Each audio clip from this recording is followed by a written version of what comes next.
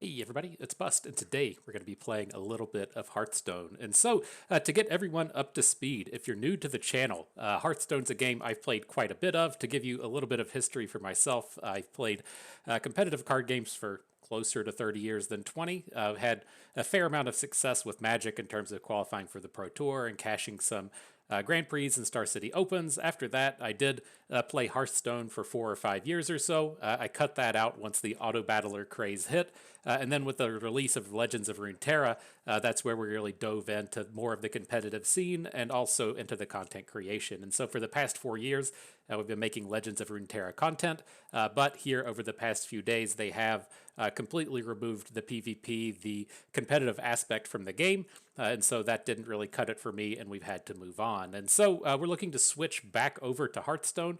In terms of Hearthstone, it's one of those deals as to where for a long portion of the game, we just kind of hit masters every month and then just dartled around. But for the last year or so that I really played the game, I focused in on wild pretty heavily, and we tend to hung around in the kind of double digit ranks somewhere between 25 and 100 or so is where we typically hung out in wild. And so we'll see where we go in terms of the channel and getting caught back up to speed, but planning on playing a little bit of Hearthstone here over the coming months. And so, if you are a returning viewer, I was initially intending to go back to Magic. I had started to do preparation to making Magic content, and man, the resource system just really bit my ass, and I I just can't get myself into it. And so, from like the competitive aspect of having access to tournaments and new set releases and all of that stuff, I really do like what is happening with Magic. But man, just playing that ancient resource system of having the resources within the deck and drawing them and not having access to play the cards within your hand just felt so brutal, and I couldn't bring myself to really really dive in. And so for the foreseeable future, I intend on playing Hearthstone. I'm not entirely certain the direction I want to take the channel as to whether or not we'll be focusing in on constructed or more so towards things like arena and duels, since I do love me a limited format. And so it'll probably be a little bit of mix of things in the upcoming days. But this month, I feel like Twist was a very nice hit for us in terms of jumping into the game. I'm very interested in playing formats like Twist and playing formats like Wild. I really do prefer the kind of legacy formats to playing Standard, and so that kind of plays in our favor. And then the Twist mode this month was basically Pauper. It's commons only for a smaller portion of the set, and I'm very familiar with a lot of the cards that appear within the set list, and so we should be up and running and good by the times the next sets come out, and we've had a couple of weeks under our belt to get caught up with the newer cards. And so I'm hype. I hope you are too. If you want to watch us play Hearthstone, love to have you stick around. If it's not a game for you, completely understand. Hope something sticks with Runeterra or one of the other games. And so today, the thing that we're going to be kicking off our Hearthstone Adventures with is going to be the Go Wide Beasts deck. This is the deck that I had quite a bit of success with in Wild the last time that I was playing this game. I mean, at this point, it's probably been 5 years ago or so. And so it was kind of crazy, but I've seen a lot of the cards in here pop up, and it's something that I think can be quite strong. As far as the deck goes, I tried to find my, my rankings on Twitter. I deactivated my old Twitter account that I used for Hearthstone, and so that stuff was gone. But I'm pretty sure I peaked with this deck at like rank 3 on the ladder, and we ultimately had pretty good success with what was happening with this. Now, that was a more constructed based format to where you could play all of the card rarities, so it was a little bit different, but the majority of this deck actually carried over quite well. And so the things that this is going to be doing, this is a beast or a go wide kind of strategy. We're going to try and flood the board, get as many of these little dudes as we can down and running, and so the one drop suite is pretty big. Cards like Living Roots are especially good given that they generate 2 units. And then once we have a bigger board, we're going to be using our stat boosting cards to boost the size of all of our bros on the board. So Mark of the Lotus, Power of the Wild, and Blessing of the Ancients being the main way to take advantage of these units. If you're from that space of Legends of Runeterra, now this is a Poppy deck, right? You're going to try and get 6 units on the board and then use your Poppy to boost everything that you have. Same kind of thing applies here. The differences that you'll kind of find running out of this style of deck is I'm not certain how popular Crypt Lord is. I absolutely love Crypt Lord in this style of deck, just coming down, protecting all of your smaller units from combats. It typically needs something like a Silence or the Black Knight. I assume the Black Knight's still in this game, but he was most certainly a legendary card that we won't run into here.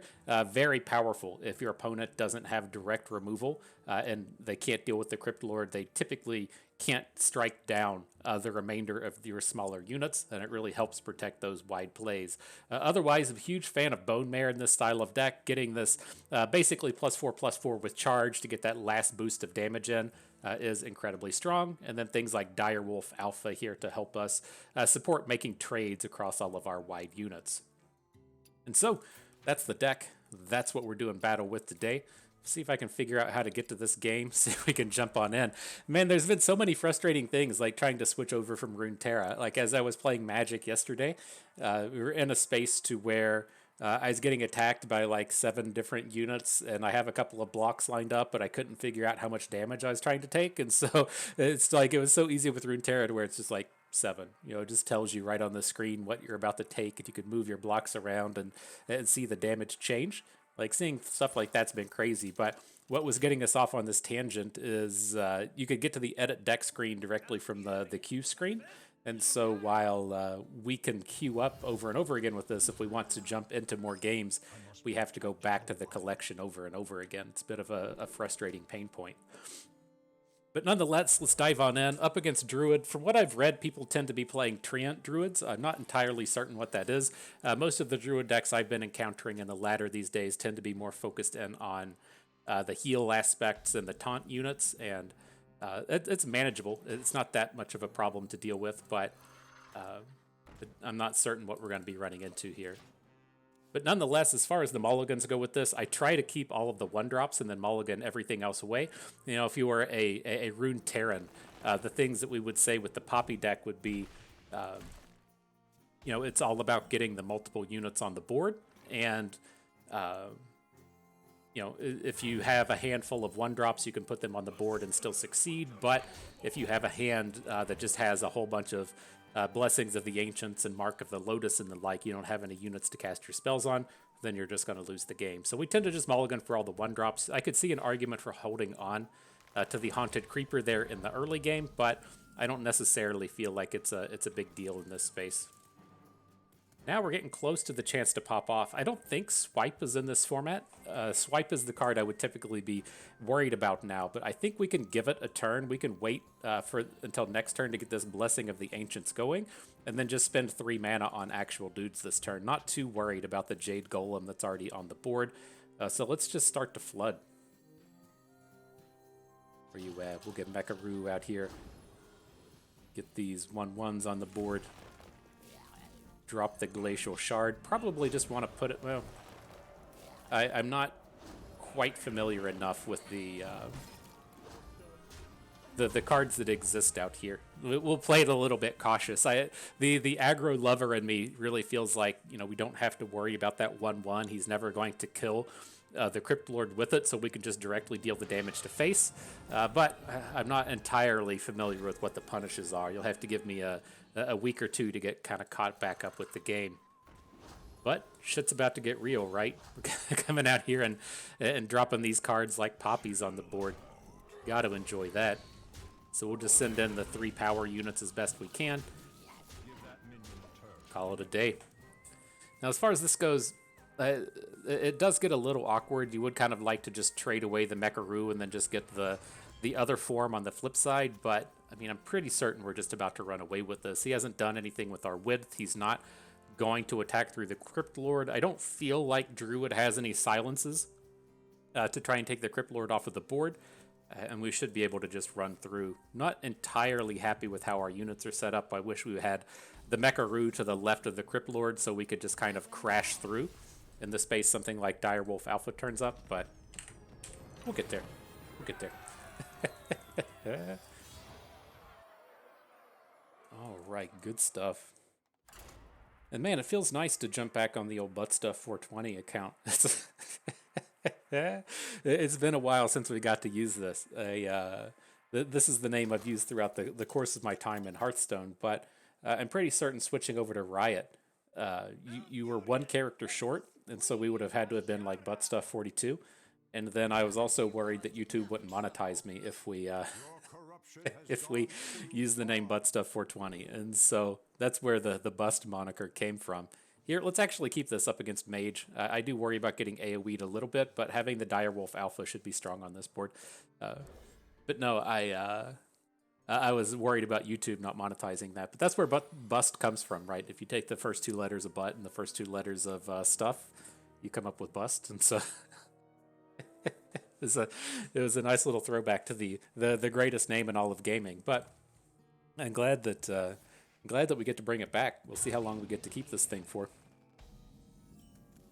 All right, dude cycles away as AoE. I'm not certain how I feel about that.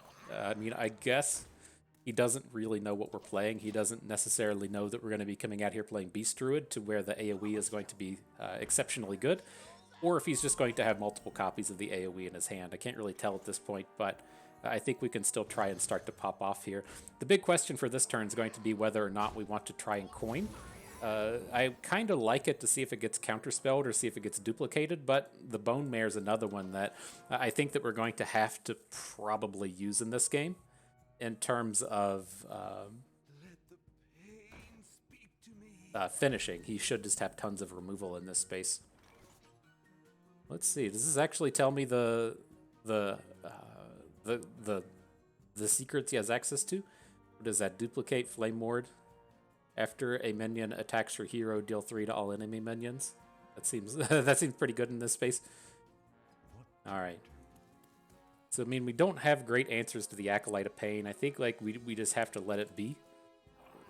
Let's kick off with this attack to face first and see if we get AoE'd. Just an ice barrier. Okay. Like I didn't know that AoE secret existed. I'm a little bit more worried about it now. But let's see what we can get on board. So we'll put the Mecharoo to the right. Well, actually, here, we want to summon the roots first. I think at this spot, you know, we're just going to get AoE'd. And so it's just kind of a make 'em have it space, right? We're never going to interact well with this Acolyte of Pain. The Mark of Yasiraj is the only thing we have that, you know, really gets us up to 4 attack in this kind of space. And yeah, him attacking into Mecharoo, we're going to get AoE'd. This kind of is what it is. And Bonemare turns up. All right, GG. I concede. I'm not, again, from where I'm like a little bit unfamiliar with the game, I'm not certain how ridiculous that seems. You know, if people are playing 6 and 8 AoE spells, then going for Wits there does seem pretty crazy. But if Fire Spell and the Secrets are the only thing that he's playing, it doesn't feel nearly as bad, especially since we took down the Mad Scientist to soak up the Secret and he didn't hit. And so if they're only playing 4, then I think that Wits there is pretty good. But it's just such a struggle to be like developing for board in one of those spots to where you don't have the unit boosts, right? So you can typically soak like a 1 damage AoE. Like I know people don't play Arcane Explosion, but you could soak an Arcane Explosion if you have the +1/+1 on your team. But otherwise, it's pretty tough to come in and fight through. All right, nonetheless, none of these are 1-drops. You can't have that. Can't be out here aggroing without any 1-drops in your hand. Ooh, bit of a bummer. That's certainly a weak start. We still got to draw at it, though. Nope. Fucking Bonemare's turning up at the wrongest of times. There has been a wild amount of card changes since I played the last go around. Seeing things like Acolyte of Pain turn up with 4 health, that's all kind of new to me, and so it's been a little bit surprising to see. But we'll get to it. But with this, we can't really add units to the board in this space to where he can just get a chip in with the Anoyotron and then hero power into another 2. And so it's another shitty round of build up. We're stuck having to wrath the Mech Warper. Not picking up 1s in this game has just been absolute disaster mode. Now, it's not to say we can't still like build up to a space to where we get like 3 units down in the same turn and then start dropping Power of the Wilds. But like missing out on 2 mana up at this point is just a pure disaster. Like missing out on 1 is kind of whatever, but missing out on the second one is incredibly bad. Then I saw the Mark of Yasiraj be the card to come into hand. It's just like, fuck, this is awful. This is awful.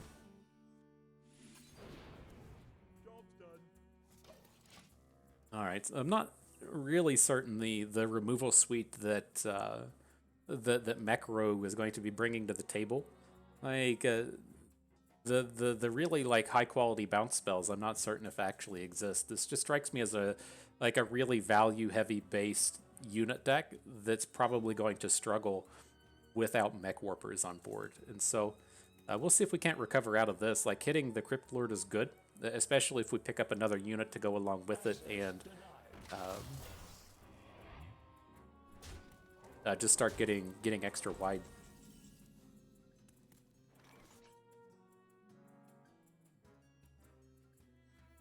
I'm still on board. This is just like another pain point though, as to where I'm not entirely certain how greedy we can be here. I do like the Crypt Lord this turn. The decision starts to come in as like, are we really just going to get domed if we try to mark this unit? I guess on the flip side, we can put the mark onto Direwolf Alpha and then go ahead and take that hit. It should be safe for the most part. I think I'm okay with that. Like if it comes down to opponent like dealing with one unit, I think it's okay. Like the Direwolf Alpha doesn't feel so super stacked at this point to where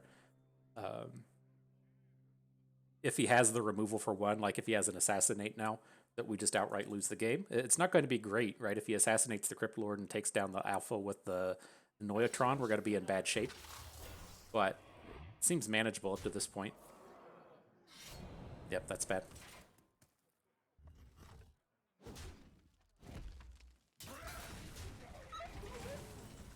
That is bad.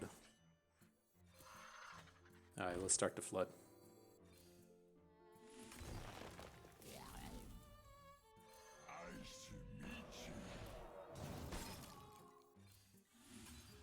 So we might still be able to recover out of this stuff. Like, I don't know if stuff like Blade Flurry is still in the game, right? The sacrifice your weapon to AoE the opposing team. I know that stuff like Phantom Knives is still in here, and so it's an important one to play around in terms of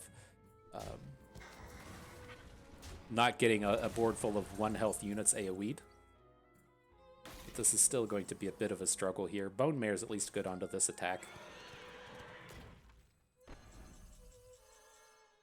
Let's do this. Let's put him in on the left.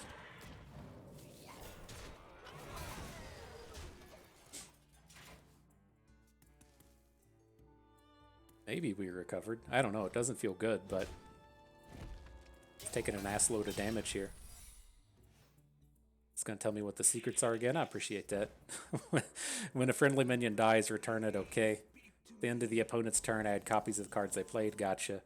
And when a minion attacks your hero, it attacks a neighbor. Okay, we can manage all that. Let's just play for board in this space. We don't technically have to deal with this explosive sheep. Like, we can just hit it with the Glacial Shard. It's kind of all in. The other option the other option we have is to just hero power down the unit.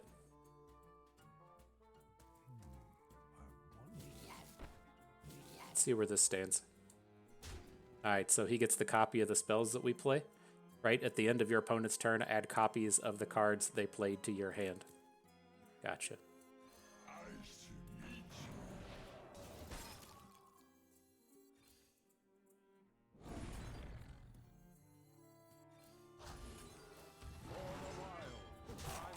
Alright, well, we'll play for board. All of these units that we just put on the board don't matter, right? If he wants to give his units +1/+1 or add some of these shitters to the board, I don't really care. You know, like the 4 cards that we gave him aren't going to stop him from stop us from killing him on the next turn. And so he is going to like super outvalue us if he's able to. Oh yeah, the little minion there doesn't feel as good, but I think we're still close. We got 15 on board. If we use Power of the Wild, 16, we're going to be 1 short. God damn it. Still seems reasonable, though. The explosive sheep isn't in a space to just kill us. So what are these again? When a friendly minion dies, not dealing with that, plagiarize, and then when a minion attacks your hero, attacks a neighbor instead. It's tough with the plagiarize in the sense that, like, giving opponent Crypt Lord is incredibly bad, but taking this open, like if we open with the Glacial Shard and then it's the attack a different unit thing.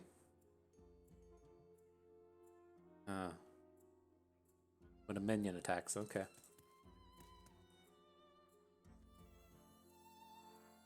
I don't know. It feels like it's probably just going to be another plagiarize, but I don't feel like we have a ton of options here. So this gives our Glacial Shard an additional unit to be able to attack.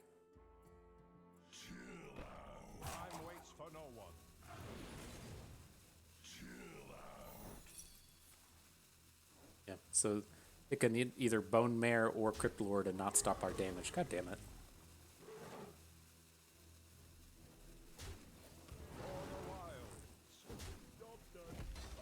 Alright, well that's probably going to do us in.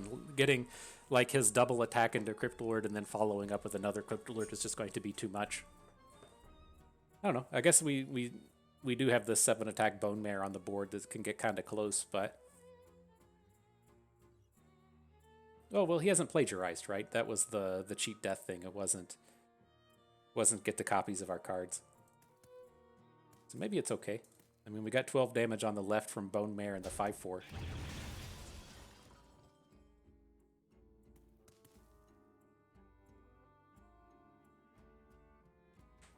As long as he just has regular cards, you know, he can come out and Power of the Wild all that he wants to. as long as our 2 units are still sticking around. Gotta feel good about Fan, right?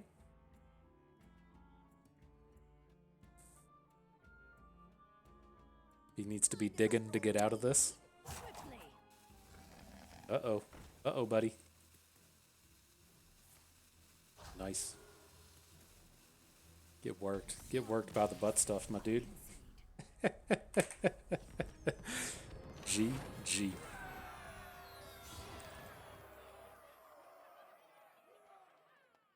Getting out of silver. I don't know how embarrassing it's supposed to be hanging out in silver. I know we just started, but it's like if you fire up the game and you're at rank 25, it's kind of like, ugh, that's not good. But I haven't played since they switched from numeric ranks to metallic ranks, and so gemstone ranks. I guess diamond's not a metal. I must protect the wild. All right, same deal as the other games though. I'm not going to hold on to Haunted Creeper. I want to find another one. We can still reasonably kick off like Living Roots. Hopefully Glacial Shard's okay in this match. I'm not like super certain to what Warriors are doing these days as to whether or not we're going to run into Whirlwinds or be able to shut down some weapons or something with it, but I'm going to pick up the highest damage angle we have and starting off with the 2 saplings. And so give me a couple weeks, we'll figure all this out. at least a bit of the thought process is there, right? It's like I might make some plays that don't look brilliant, but at least there was a thought process behind it, given the cards that existed 5 years ago. Interesting, he takes down the mole instead of the Enchanted Raven. Alright, red zone.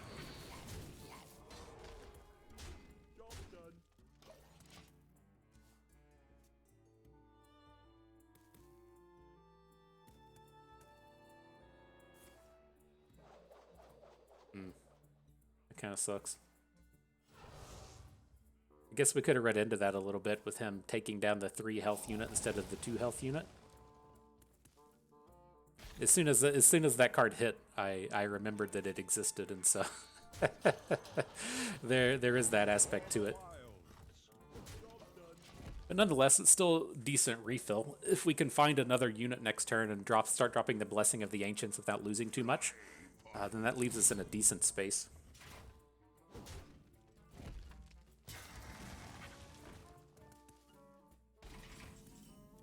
Feels like we're a bit far behind now.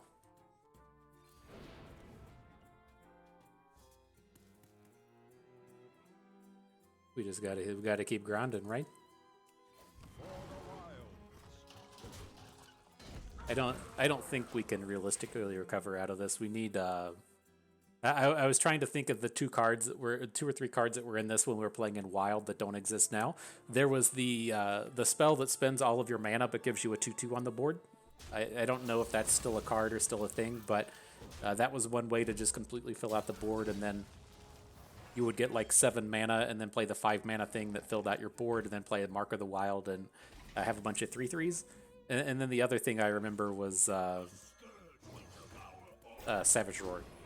For those of you for those of you Legends of Runeterra aficionados, Savage Roar was a essentially kind of like Decisive Maneuver, right? But I'm trying to think of that other Noxon card that had to like immediately get nerfed, right? The one to where you dealt 2 damage to a unit and then gave your team +2 attack and you could play it in the middle of combat. That was a good week. That was a good week. We got to do that. Miss that stuff.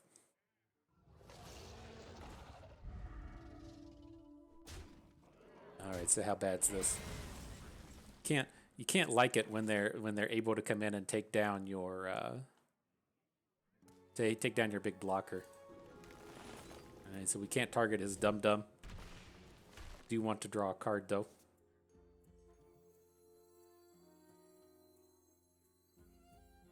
There's just no way we win this game if we don't take down the trade, right? I kind of want to just go for damage, but if he on the next turn gets to Rusty Hook our 1 health unit and then get the value attack into Direwolf Alpha, we're never coming back. So I have to take the trade on board. Okay, GG. I concede. All right, let's get ourselves one more battle in. Been a reasonable set of games. You get in that mindset of you're just going to queue into Morgana Elder Dragon like 70% of the games, and I think that might have actually I was going to say I thought that might have been the last game of Runeterra I played. I think Galley was rank 1 at that time, and it was like I queued into Morgana Elder Dragon, and they just had the curve. They had the Deathless into Suppression curve into Morgana, and I was just like, I was done. I was just done for the day. I think I played one more game after that, and then I was just like, all right, well, the game's going away. I guess it is what it is. All right, final battle though, up against Mage. See if it's a similar thing or not. See how much AoEs we have to worry about.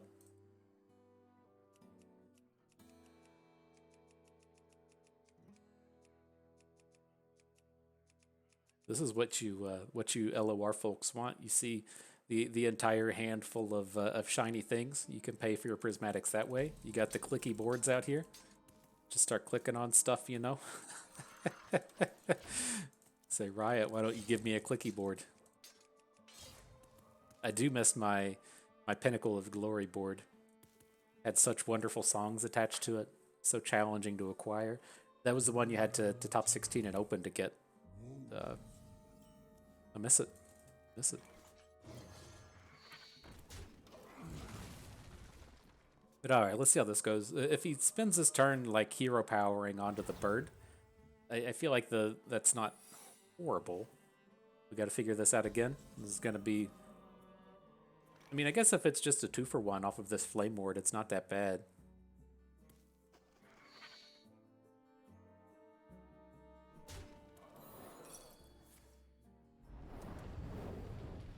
Who plays these cards? Somebody that doesn't like to have fun, that's who plays these things. And so let's line it up. As far as I remember, that last AoE card cost 4 mana, and so there might be a chance we can start to get out of this. Like, getting blasted by his hero power is not going to feel that good. I would ideally be able to add a unit next turn and then power the wild so that we're outside of the range of the hero power. But is there just going to be a second one? Ice barrier this time. Okay. We can manage with that. Now, memory does serve me right. I think to where that other AoE costs 4 mana. I do want to try and play around it a little bit. So I'm like leaning towards the mana efficient ways to hero power and power the wild, but I think I just want to spend this thing so that we can still get units if we need them, right? If we play Glacial Shard into bonus and then he has the AoE next turn, then we're just going to lose the game. And so at least this way we can fight through an AoE a little bit harder. Still doesn't feel like this is going to be good for us. Those AoEs are just our death knell, but we might be able to fight through.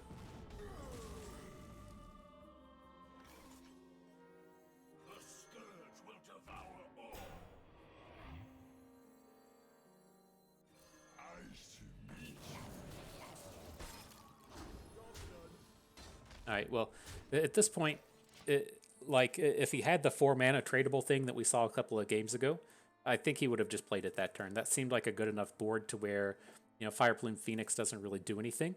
And so I think we can start to just develop at this point. Now, is Flame Strike a common? Flame Strike costs 7. We definitely just lose to Flame Strike, so we gotta start popping off fast. He's already played his coin, so we can't Flame Strike us next turn if that's in that space of castable or if it's still even in the game. Or I guess given how many cards I've seen changed from their time just a matter of years ago, maybe that's something that should be on the table. But I think we'll try our best to play around it. We just got to get on board. Would we prefer the double bonus?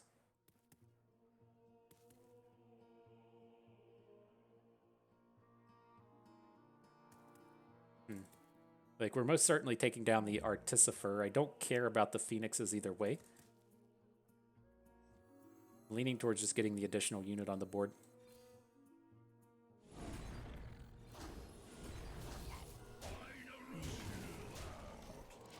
Right, so now if he wants to come after the Crypt Lord with, like, both Phoenixes plus a spell, that's kind of okay. We don't get the Phoenixes off the board, but he barely gets the kill on our unit. We are a little bit short in terms of the damage at that point, though.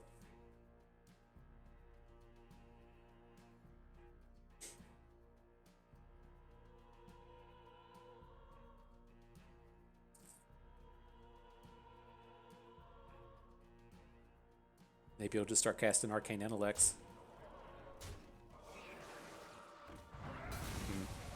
Okay. That's not ideal. That's not ideal, fam.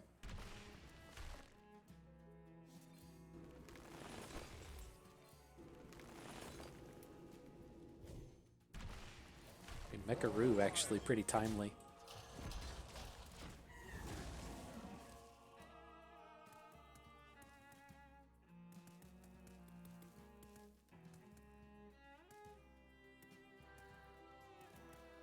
But yeah, probably out of it. We don't have enough value left over to really fight through this stuff.